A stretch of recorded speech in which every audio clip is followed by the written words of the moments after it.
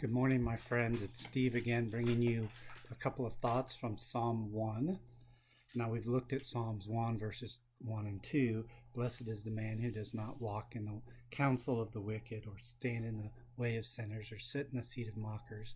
But his delight is in the law of the Lord, and on this law he meditates day and night. And in those two verses, we saw the contrast between what the blessed man does and what he doesn't do. Now we're going to look today at verses 3 and 4, and this provides a new contrast for us.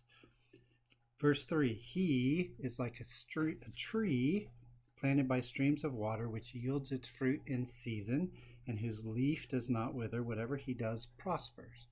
Not so the wicked. They are like chaff that the wind blows away. And so the blessed man is portrayed as a tree here, and the wicked as chaff.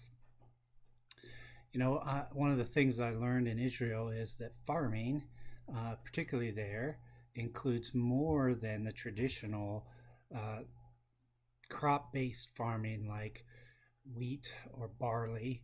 I grew up in Western Ohio, and so when I think of farming, that's what I think of. I think of corn and wheat and some of those kinds of crops that are planted into the ground and then harvested in the fall and dug up, and new plant is put in the next year.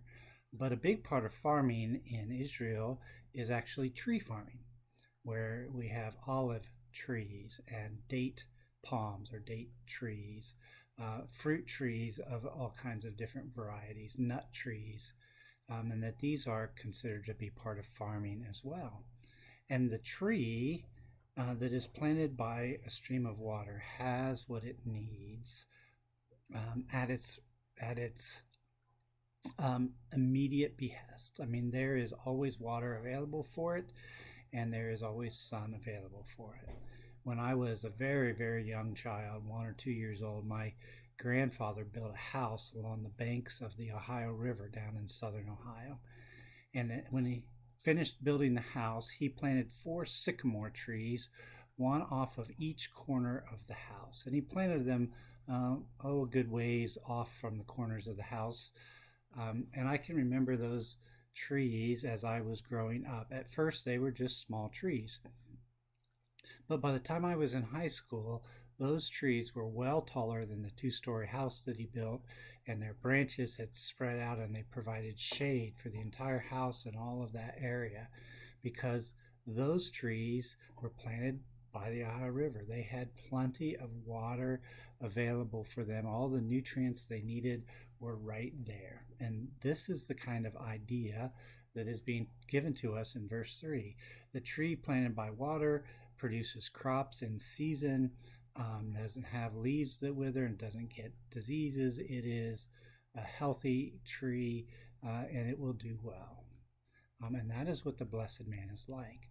The wicked man is the opposite of that. Again, a farming text here, where they would take the wheat or the barley after they pulled it in from the fields, and they would throw it down in a threshing area, either on rocks or some kind of rough surface, and walk on it to break it all up.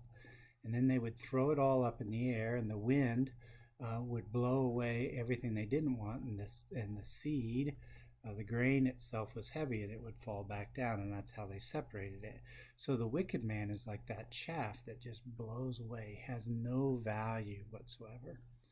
And the thing that I want us to see out of all of this morning is that the man who follows the path of God, who focuses on his word and applies that to the way he lives, is like the tree. Yes, he's fruitful in season, but he has value beyond the fruit that he provides. He, as a tree, has an internal value, as opposed to the wicked man who doesn't and is blown away like the chaff. Jesus refers to this kind of stuff in the Sermon on the Mount. He uses slightly different imagery, but the same kind of picture. A good tree bears good fruit, and a bad tree bears bad fruit. There's nothing for it but to cut the bad tree down, right? A man who builds his house upon the rock is like the tree planted by the water, but the man who builds his house on the sand, it's all going to be blown away in the storm. And so my encouragement, my challenge for us today is that we would live according to the Word of God and be the tree by the stream, be the house built on the rock, not the other way around. It takes more effort. It requires us to surrender our will to follow His will and to put Him first. But my friends, the benefits are heavenly. Have a blessed day.